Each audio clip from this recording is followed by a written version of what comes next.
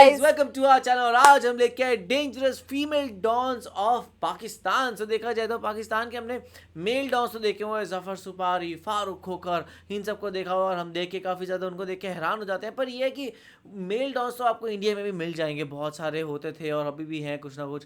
पर female dons का मैं पहली बार नाम सुन रहा हूँ। भाई महिलाएं आगे बढ़ रही हैं, पर इस क्षेत्र में भी आगे बढ़ रही हैं, ये मुझे आइडिया नहीं था।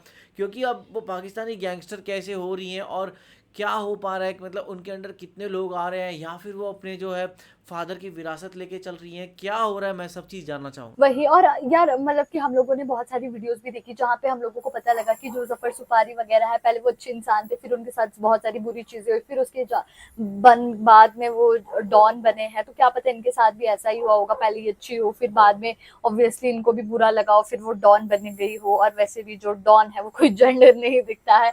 और मतलब कि अब देखते हैं कि जो ये लड़कियां है, इनके जो बॉडीगार्ड वगैरह है वो लड़कियां है कि वो भी लड़कियां ही है।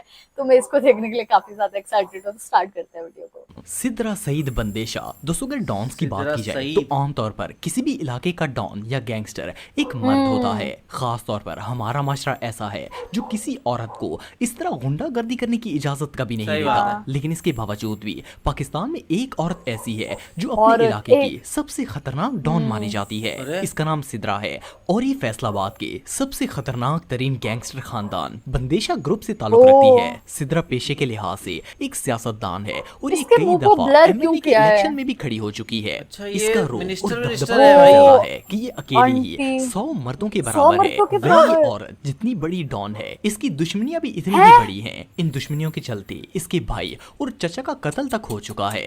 सिर्फ इतना ही नहीं बल्कि सिद्रा पर खुद भी कई दफा कातलाना हमले हो ओ चुके भाई हैं, लेकिन साहब। आज तक कोई इसका एक बाल भी बांका नहीं कर सका। भाई जब ये घर साहब। से निकलती है तो इसका प्रोटोकॉल और सिक्योरिटी किसी प्राइम मिनिस्टर से कम नहीं होती। ओहो इसके हो। आगे तो। पीछे गार्ड्स की दर्जनों गाड़ियां होती हैं और आगे पीछे गार्ड्स की फौज मौजूद होती है। बहरहाल जो भी हो, पाकिस्तान जैसे मुल्क में ऐसा सीन रोज रोज वही। देखने को नहीं मिलता। सही में चौधरी यार। हसाम वड़ाइच, सही दोस्तों बात है। हसाम वड़ाइच का ताल्लुक वैसे तो फैसलाबाद से है, लेकिन ये शख्स मशहूर पूरे पंजाब में ही है और इसकी मशहूरी की वजह इसका पेशा है। कहने को तो ये एक पॉलिटिशियन है, पर ये लेकिन female इस डॉन थोड़ी समेत ना है। इसका पूरा खानदान बहुत बड़ा गैंगस्टर है। असल में चौधरी हसाम का वालिद चौधरी अमजद वड़ाइच था, जो अपने दौर में कई दफा एमएनए भी मुंतखब हुआ। चौधरी अमजद के दूसरे सियासी लीडरों के साथ काफी दुश्मनी ताल्लुकात थे और आहिस्ता आहिस्ता ये दुश्मनी इतनी बढ़ गई कि बात खानदानों के कत्ल तक पहुंच गई थी। ओह। इन लोगों के पास ओए। ना सिर्फ ढेर सारा पैसा है बल्कि पावर भी हद से ज्यादा है, जिसकी वजह से ये अपने इलाके के बहुत बड़े बदमाश ओ बन गए। आप भाई बिलीव नहीं साहब। करेंगे कि ये लोग अब तक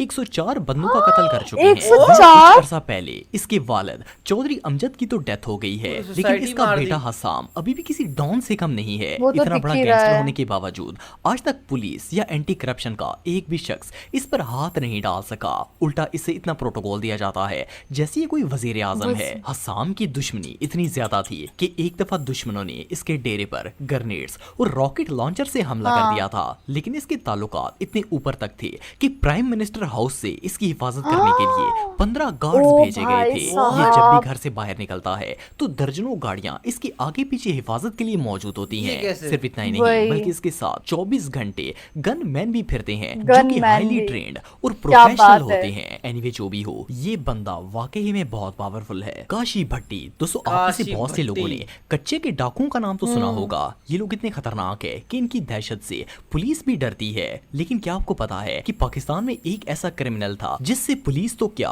कच्चे के डाकू भी डरते थे। वेल, ये जो शख्स आप देख रहे हैं इसका नाम काशी भट्ट था और इसका ताल्लुक पाकिस्तान के इलाके सालार भटिया से था। बेसिकली ये अपने कौन सी गांव जगह का है? सबसे बड़ा क्रिमिनल था, बल्कि ये गांव को ही ऑन करता था। ओ भाई ये खुलेआम साहब। मंशियात और असला बेचता और किसी की जरूरत नहीं थी कि इस पर हाथ डाल सकता।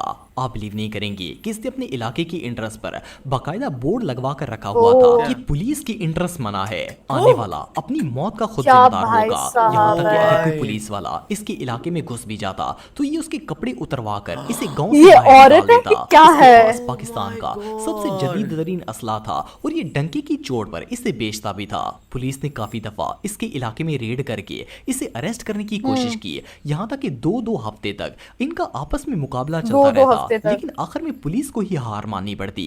जब इन्होंने देखा कि ये कितना संगीन खतरनाक मुजरिम है। किसी तरह भी हाथ में नहीं आ रहा, तो पुलिस ने दूसरा तरीका इख्तियार किया। इन्होंने काशी के तमाम ससुराल वालों को थाने में बंद कर दिया। ओह। इनका ख्याल था कि जब काशी बड़ इन्हें वहां से निकालने के लिए आएगा तो ये लोग इसे पकड़ लेंगे, लेकिन काशी और इसके 2 भाई पुलिस की पूरी नफरी पर इतने भारी पड़ गए कि अपने रिश्तेदारों को पुलिस स्टेशन से ही फरार करवा लिया। ओहो। फिर आखिर पुलिस ने एक सीक्रेट मिशन बनाया जिसमें कुछ ऑफिसर्स को काशी के ससुराल के एक फंक्शन में सिविल ड्रेस पहनाकर भेजा गया। जैसे ही काशी फंक्शन में आया, इन्होंने सीधा इस पर फायरिंग शुरू कर दी। पुलिस वालों ने इसके सर में इतनी गोलियां मारी कि इस गैंगस्टर की वहीं पर मौत हो गई। भाई बिल काशी खुद तो मर गया, लेकिन सालार भटिया के लोग आज भी नाम इसके से नाम से कांपते कांपते हुए। हैं। ये बंदा पाकिस्तान के सबसे बड़े क्रिमिनल्स में से एक था, खतरनाक डॉन खानू है। विरक। दोस्तों, ये जो शख्स आप देख रहे हैं, इसका ताल्लुक शेखुपुरा से था। खानू विरक की पैदाइश उस खानदान में हुई थी जहां सदियों से ही दुश्मनी के नाम पर कत्लो गारत चलती भाई आ रही साहब थी। जब यार। खानू ने होश संभाला तो ये भी उसी दुश्मनी में शामिल हो गया और असला इनकी पहचान बन गया। इन्होंने पे दर पे लोगों को कत्ल किया, लेकिन आखिर में ये खुद पकड़े गए और अदालत ने खानों को मौत की सजा सुना दी। लेकिन इसकी किस्मत अच्छी थी कि इसे सजाए मौत मिलने से पहले बेनजीर की हुकूमत आ गई और इन्होंने सजाए मौत को 25 साल की कैद में बदलने का ऐलान ओ कर दिया यार। था। 14 साल तक खानों ने जेल काटी और फिर ये जेल से बाहर आ गए। लेकिन जब ये जेल से बाहर आए तो गैंगस्टर से कुछ और क्या? ही बन चुके क्या? थे। जेल के अंदर रहकर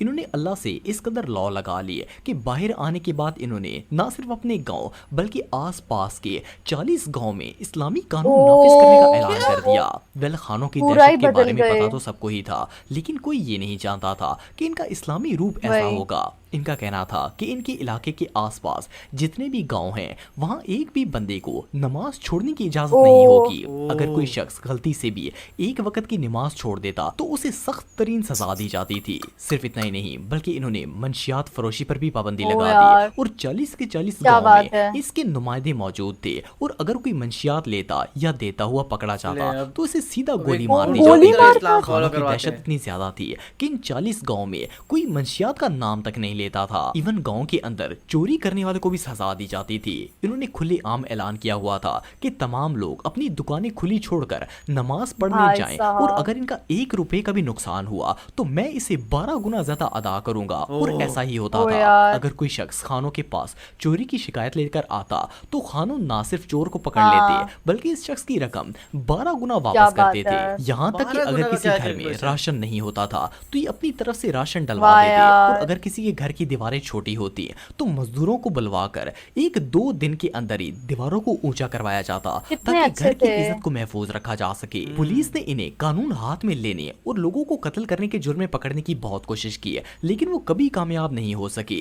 यहाँ तक कि एक दफा फैसलाबाद, गुजरांवाला और शेखुपुरा समेत 10 इलाकों की पुलिस ने मिलकर इनके साथ मुकाबला किया, लेकिन इन्हें पकड़ने में कामयाब नहीं हो सके। आखिरकार जनरल मुशर्रफ ने खानों के सर पर 5 लाख का इनाम रख दिया और इनके दुश्मनों ने मुखबरी करके इन्हें पुलिस के हाथों कत्ल करवा दिया। यार। वेल, पुलिस और इनके दुश्मनों के लिए तो खानों एक गैंगस्टर थे, लेकिन आज भी अगर इनके गांव वालों से पूछा जाए तो इनके लिए खानों किसी हीरो से ओ कम नहीं यार। थे। क्या कमाल की वीडियो थी। बिकॉज ये सारे जो गैंगस्टर्स थे ना, मतलब काफ़ी ज़्यादा खतरनाक भी थे। बट देखा जाए तो वो लास्ट वाले जो खानों थे, उन्होंने तो अपना मोटिव ही चेंज कर दिया। लाइक वो पहले गुंडागर्दी करते थे, पर अभी भी वो गुंडागर्दी करते हैं, पर धर्म के लिए करते थे। अब वो वही। जो है कि भाई नमाज नहीं पढ़ो तो उनको मारते थे और परेशान करते थे।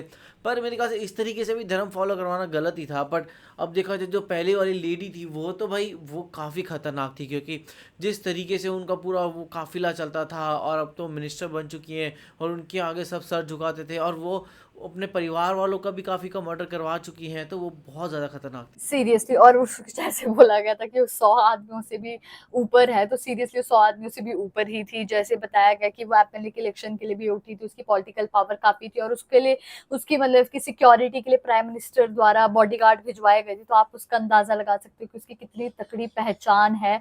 और बाकी वो जो खाना है उनका तो बिल्कुल ही पर्सपेक्टिव ही और गोल ही लाइफ का चेंज ही हो गया। पहले उनका ये था कि वो गुंडागर्दी करते थे, कि जब वो 25 साल के बाद जेल से बाहर आए तो वो गुंडागर्दी करते थे लेकिन भलाई के लिए करते थे। तो बहुत ही कमाल की और इंटरेस्टिंग वीडियो थी ये। आप लोग कैसी लगी, आप कमेंट सेक्शन में जरूर बताएगा। तो ऐसे लाइक करते जाए, कमेंट करते जाए, शेयर करते जाइए और और सब्सक्राइब करते जाइए। बाय। बाय।